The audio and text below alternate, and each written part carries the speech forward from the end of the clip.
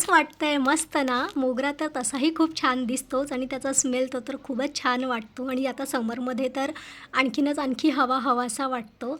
तर आज मी विचार केला, की आता तसंही 2-3 दिवस झालेच आहे, कंटिन्यू पाऊस सुरूच आहे. जसं काही ऊन काही खूप पडत नाही आहे. वातावरण जे आहे ते ढगाळ अशा पद्धतीचंच सुरू आहे. तर म्हटलं आपली आता झाडं ठेवलेले आहेत, तर त्यांना ट्रान्सफर करूया म्हटलं आज. मग त्यासाठी माझ्याकडे आता नवीन कुंड्या तर नाही आहे. जुन्या आहे त्याचाच वापर जो आहे मी करते आहे.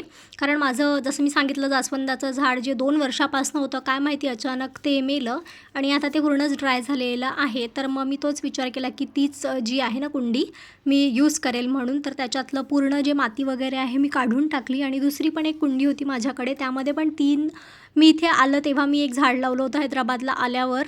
तर आता ते या वेदरमध्ये ना मीच ते काढून फेकलं, कारण त्याच्यावर ते खूप जास्त व्हाईट जे आहे ना पांढरे किडे होत होते.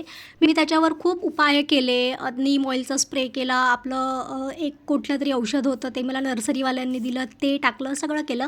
पण ते काही दिवसापुरती जात होते आणि मग परत येत होते. तर त्यांनी ना माझे बाकी पण झाडं भरपूर खराब होत होते. तर मग मी ना ते डायरेक्ट उपडून फेकूनच दिलं. त्याला खालून कापून दिलं आणि मग ते मी फेकून दिलं. कॅलेंचोचं ते झाड होतं. 3 वर्ष झाले होते त्याला आणि आताही त्याला खूप छान फुलं येत होती.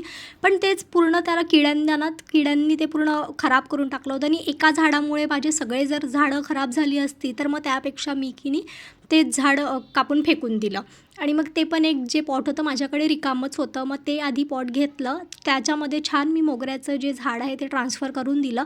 त्यातली माती जी आहे ती मी वापरली नाही. ती पूर्ण माती जी आहे मी फेकून दिली, कारण ती खूप जुनी माती होती आणि ती माती काळी माती होती. काळ्या मातीमध्ये इथे झाडं लावायला खूप जास्त प्रॉब्लेम होतो. इथे लाल मातीच पाहिजे असते. तर माझ्याकडे एवढी माती होती, तर त्याच्यामध्ये आरामात माझी दोन्ही झाडं जी आहे लागून गेली आणि त्यानंतर उरलीसुद्धा. तर मी एका बकेटमध्ये भरून ठेवून दिली, कारण जेव्हा काम असते ना मातीचं तेव्हा माती मिळत नाही आणि शहरात तसंही मातीचा खूप जास्त प्रॉब्लेम असतो. मग नर्सरीमधनं विकत आणावी लागते. म्हणून मग मी ती पण पॅक करून ठेवून दिली. नंतर कुठली झाड लावायची असेल तर मला मध्ये येईल म्हटलं.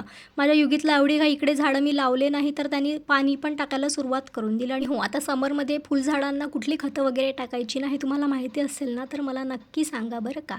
चला भेटू पुढच्या ब्लॉगमध्ये. बाय.